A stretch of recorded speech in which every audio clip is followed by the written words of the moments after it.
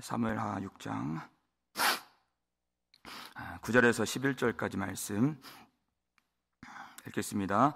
다윗이 그날에 여호와를 두려워하여 이르되 여호와의 궤가 어찌 내게로 오리요 하고 다윗이 여호와의 궤를 옮겨 다윗성 자기에게로 메어 가기를 즐겨하지 아니하고 가드 사람 오벳 에돔의 집으로 메어 간지라. 여호와의 궤가 가드 사람 오벳 에돔의 집에 석 달을 있었는데 여호와께서 오벳 에돔과 그의 온 집에 복을 주시니라. 아멘. 할렐루야. 사랑하는 여러분, 반갑습니다. 제가 한 2주 동안 아팠던 적이 있었고 또 이렇게 다시 강단에 서게 되었는데요. 정말 반가워요. 그러고 보니까 이 예배가 또 이 강단에 더 설 수 있는 것이, 아침에 또 이렇게 모일 수 있는 것이 정말 놀라운 하나님의 은혜구나.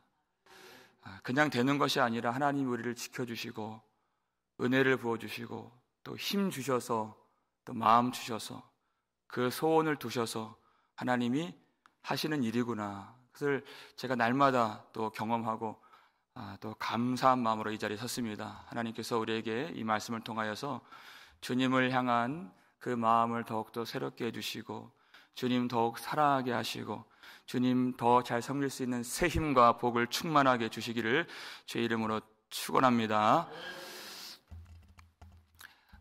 제가 잘 모르고 또 어리고 경험도 부족하지만 복음을 전할 때 어려운 일이 있는데 또 조심스러운 일이 있는데 그것이 무엇이냐? 인간의 열심과 헌신과 윤리적 강령을 강조해야 될 때가 있지요. 그러면 어떤 이 어려움이 있는가?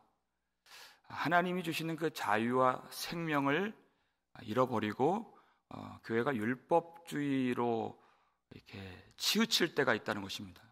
그래서 그러지 않기 위해서 하나님의 은혜를 강조하고 하나님의 그 복음만을 전할 때 그때는 또 어떤 어려움이 있는가? 은혜를 오해해서 내가 마음대로 살아도 되는가 보다 하는 성도의 책임과 의무를 상실한 무율법주의로 치우칠 때가 많다는 것이에요.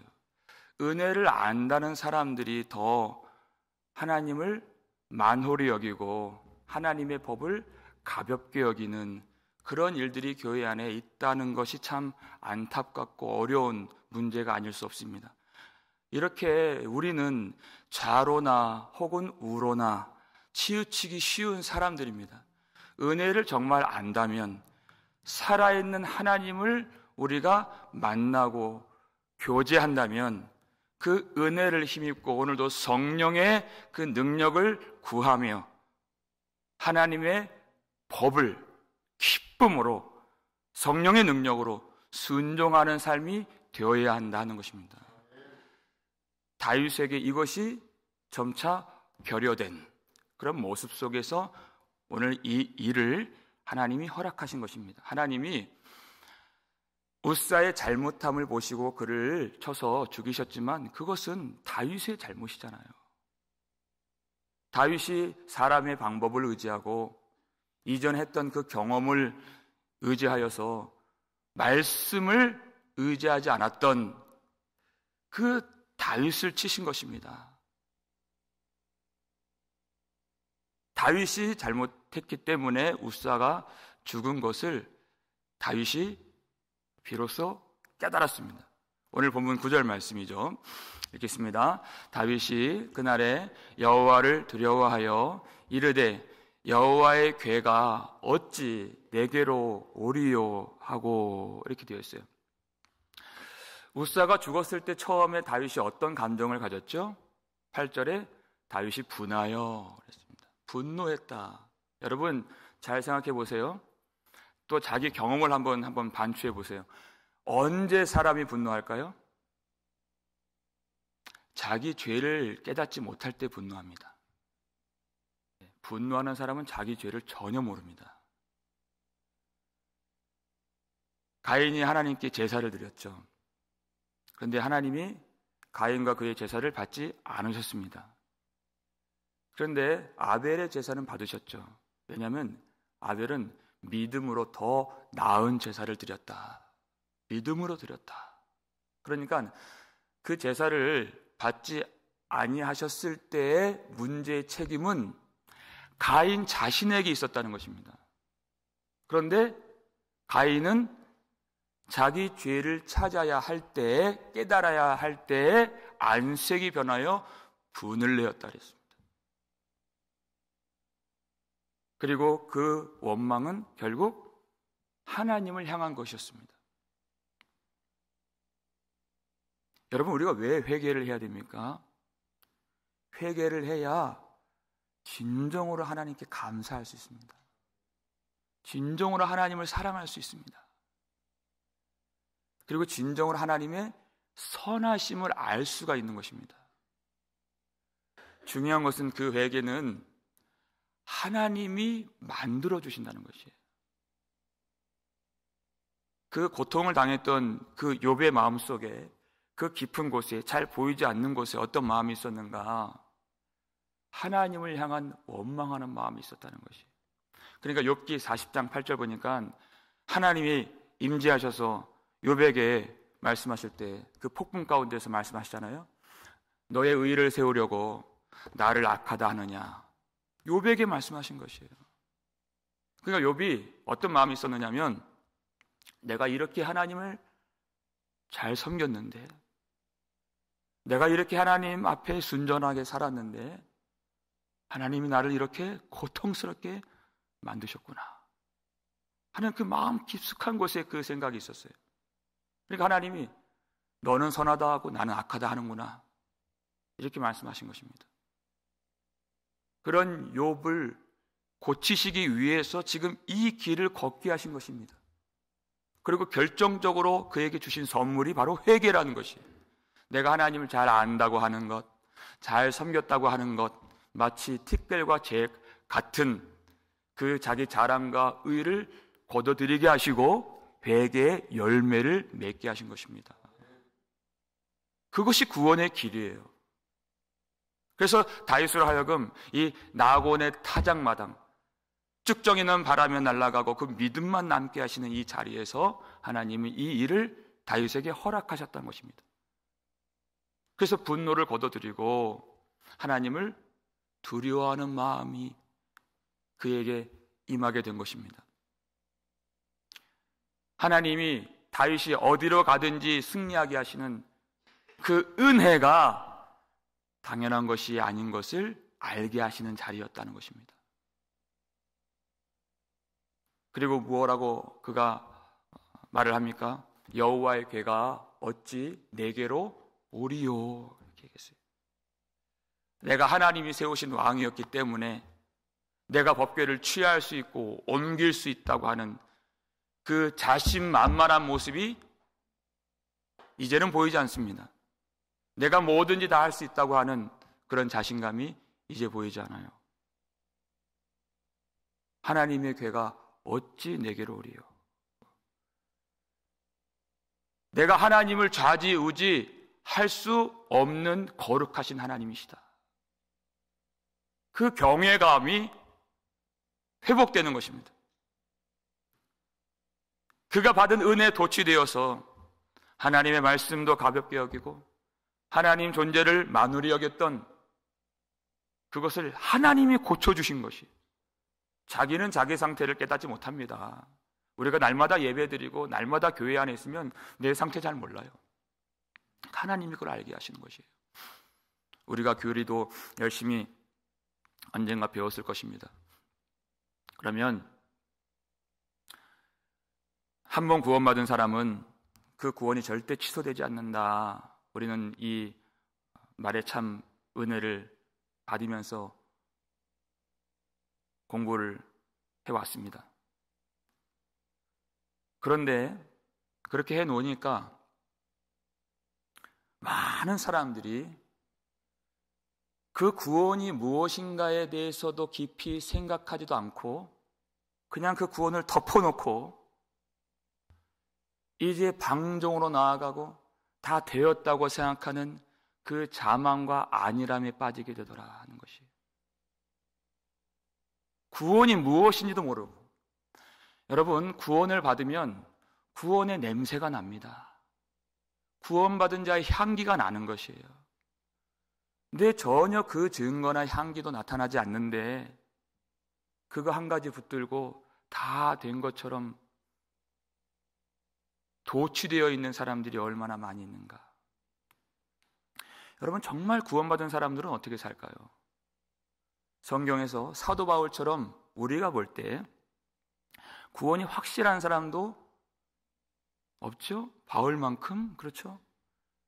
그런데 그가 자기 스스로를 어떻게 여기고 대했는가, 또 구원에 대해서 어떻게 생각했는가. 우리 고린도전서 9장 27절 말씀 볼까요? 읽겠습니다. 내가 내 몸을 쳐 복종하게 함은 내가 남에게 전파한 후에 자신이 도리어 버림을 당할까 두려워함이로다. 아멘. 한번 구원받은 사람이 절대 그 구원이 취소되지 않는다고 하는 그 말 속에 이 성경을 다 담을 수가 없는 것입니다. 다 담을 수가 없어요. 내 몸을 쳐서 항상 복종케 한다는 것입니다. 회개한다는 것입니다. 그처럼 열심으로 교회를 섬기고 복음을 전하고 구원의 증거가, 그리고 구원받은 자의 향기가 나타나는 사람이 또 어디 있겠어요? 그런데 자신이 버림을 당할까 봐 두려워함이로다, 이렇게 얘기를 했어요. 마치 승마 경기에서 승리가 확정된 말이 있을 수 있죠. 그런데 그 기수가 승리가 확정되고 압도적으로 1위를 달리고 있는 그 상황에서도 어떻게 해요? 채찍을 가하는 것처럼 우리 신앙생활이, 내가 복음을 알고 복음을 열심히 전하고 많은 교회를 세우고 많은 성도들을 살게 했다 할지라도 나 자신이 하나님 앞에 좌로나 혹은 우로나 쉽게 칠 수 있는 약한 자임을 알고 끊임없이 자기의 몸을 쳐서 자기를 살피고 그 믿음의 완주를 향하여서 내가 잡는 것이 아니라 그리스도께 잡힌 바 된 것을 내가 잡으려고 끊임없이 달려가며 회개하는 인생을 살아간다 하는 것입니다. 내가 말씀을 항상 전했지만 실질적으로 내가 그 말씀에서 벗어날 수 있기 때문에 내가 교만해지고 내가 그 말씀을 말로는 전하지만 실제적 삶 속에서 그 거룩함이 나타나지 않을 수도 있다는 것을 바울이 인정한 것이에요. 왜 두려운 마음을 갖는가? 하나님을 사랑하기 때문에 두려운 마음도 갖는 것입니다. 내가 자녀를 너무 사랑하기 때문에 그 자녀가 다칠까 하고 혹은 잃을까 하는 그 염려가 있는 것처럼, 하나님을 너무 사랑하기 때문에 내가 하나님께 버림받을까도 하는 그 두려움도 그는 갖는 것이에요. 그래서 그 마음이 항상 자기가 안주하지 않도록 끊임없이 주님을 향하여 달려가도록 회개하는 삶을 만들어 주더라. 그러면 하나님을 더 사랑하게 만들어 주세요. 구원의 확신은 어디서 오는가? 내가 하나님의 말씀 앞에 신실하게 주님이 걸으라 하신 그 거룩한 삶의 걸음이 나타날 때에 확신이 임하는 것이에요.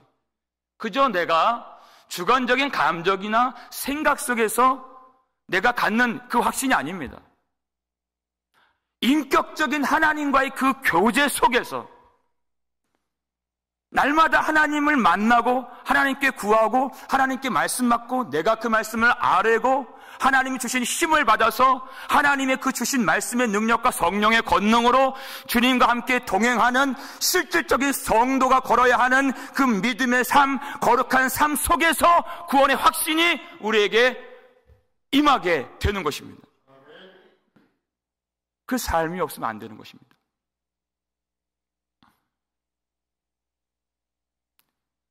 사도 바울은 구원을 받기 위해서 자기를 치고 회개하는, 다름박질하는 그런 삶을 산 것이 아니라 구원을 받았기 때문에, 구원받은 자가 그렇게 사는 것입니다.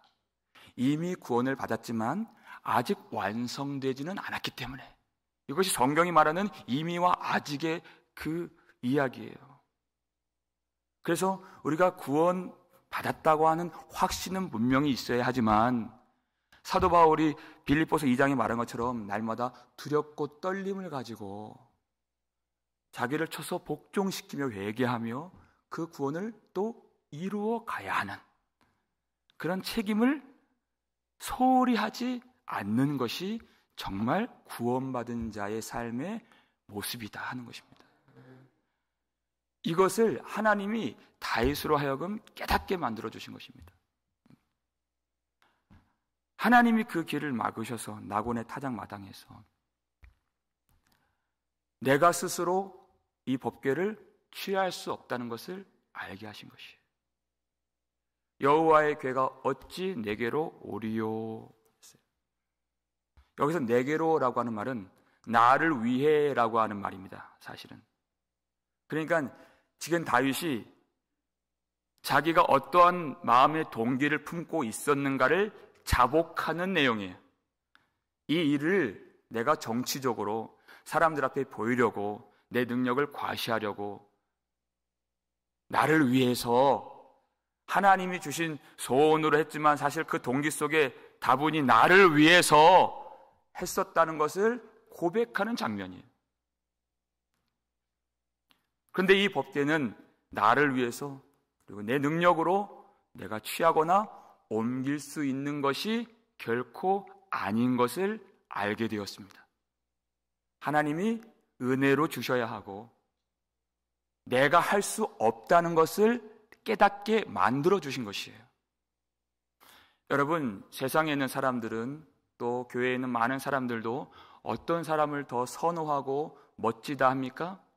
진취적이고 매사에 열심이고, 그리고 자신감이 넘치는 사람, 인간적으로 참 매력적인 것이에요. 그것이 그렇잖아요. 할 수 있다는 것이 힘이 되죠.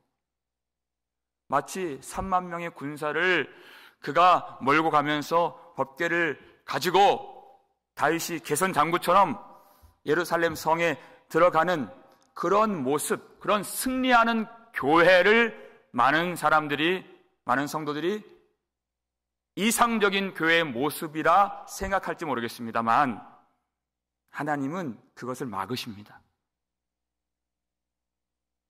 하나님은 사람이 할 수 있다고 하는 그 자신감을 하나님이 무너뜨리십니다. 오직 하나님만 바라볼 수 있도록, 오직 하나님만 의지하는 믿음으로 사는 삶으로 하나님이 만들어주신다. 그러니까 사람의 눈으로 볼 때는 참 그것이 볼품없어요. 참 매력이 없어요. 그리고 하나님이 그 믿음 주시는 그 길을 걸어가는 것도 참 볼품없는, 보잘것없는 삶이에요. 누가 욥의 삶, 그 삶을 원하겠습니까? 그렇죠? 자기 자식 이름 지을 때 욥이라고 잘 안 하잖아요. 그렇죠? 예. 요셉은 있고 다니엘은 있어도 욥은 많이 없는 것 같아요. 그렇게 원하지 않는다 하는 것이. 그런데 그것이 우리의 믿음의 삶이고 하나님이 그렇게 우리를 주장해 가신다는 것입니다.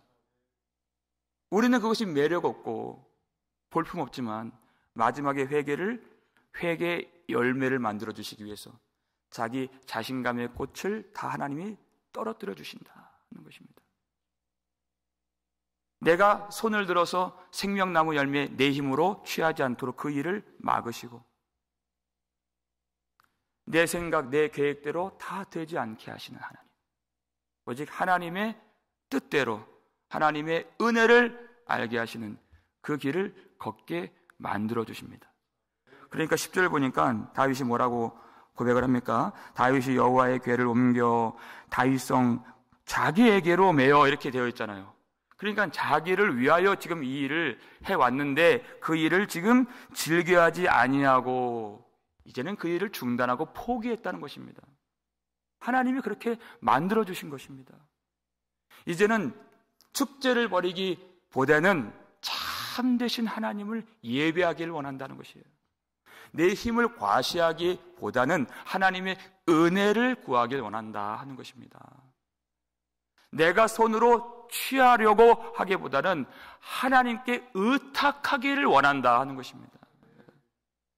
내가 할 수 있다고 하는 자신감을 갖기보다는 오직 하나님을 향한 믿음을 갖기를 원한다.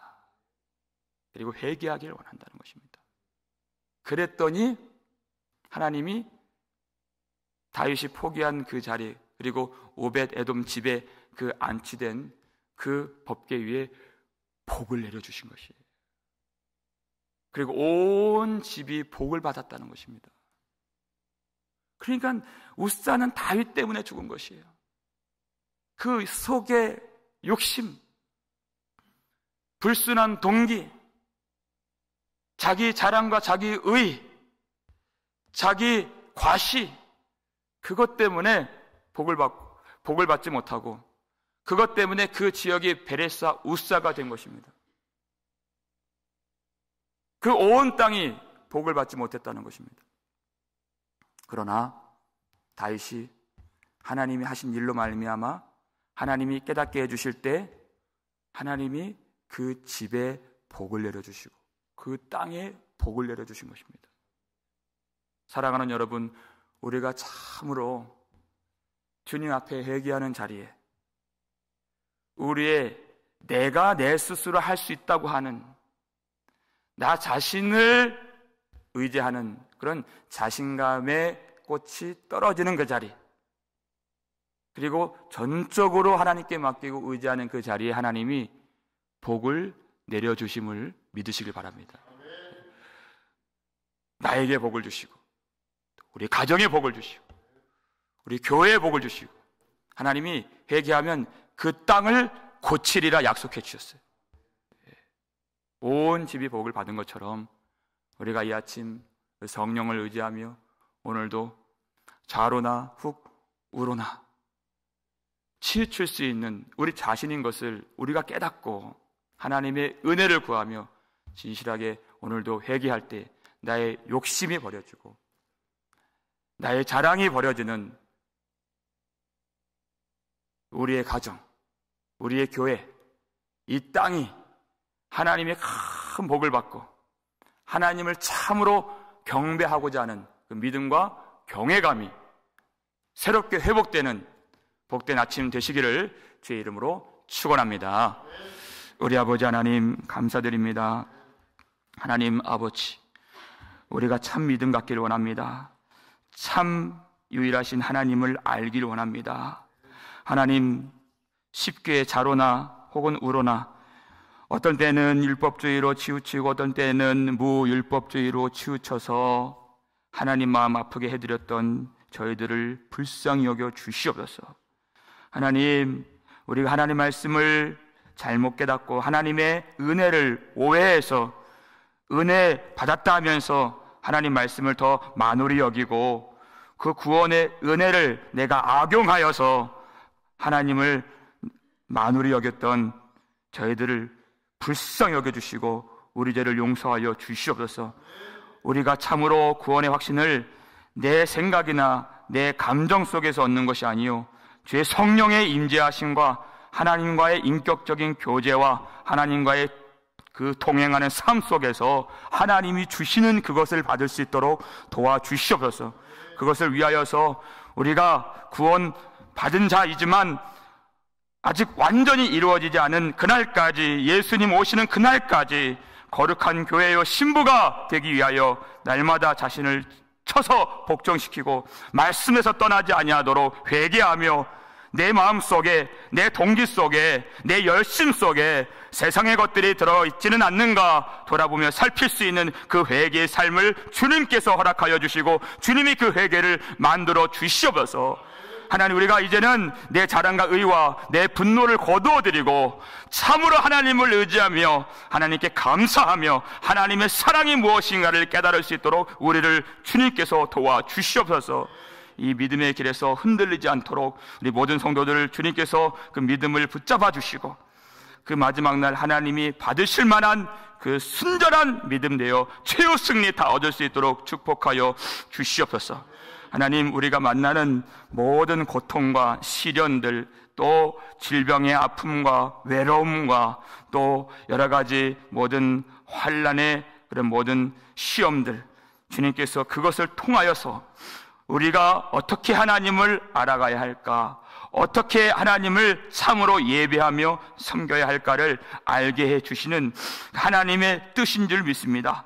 하나님, 그 속에서 우리가 낭망하지 않도록 도와주시고, 아버지 하나님, 참으로 주의 마음을 알아가며 우리 구주 예수 그리스도의 그 십자가가 무엇인지를 온전히 깨달을 수 있는 우리의 삶이 되어질 수 있도록 도와주시고, 주님이 우리를 안아주시고 우리의 눈물을 닦아주시고 우리를 영원한 기쁨으로 위로해 주시는 그 나라를 우리가 소망하며 우리가 흔들리지 아니하고 견실하게 주의 일에 더욱 힘쓰는 자들이 되어서 온전히 우리가 주님을 섬기며 세상을 이기며 살 수 있도록 우리 모든 성도들의 삶을 축복하여 주시고, 오늘 이 아침에 기도하고 회개할 때 우리 가정과 교회와 또 이 땅이 복을 받고 하나님이 고치시는 은혜를 경험할 수 있도록 축복하여 주시옵소서. 감사를 드리옵고 우리를 구속해 주신 예수 그리스도의 이름으로 축복하며 기도 올리옵나이다.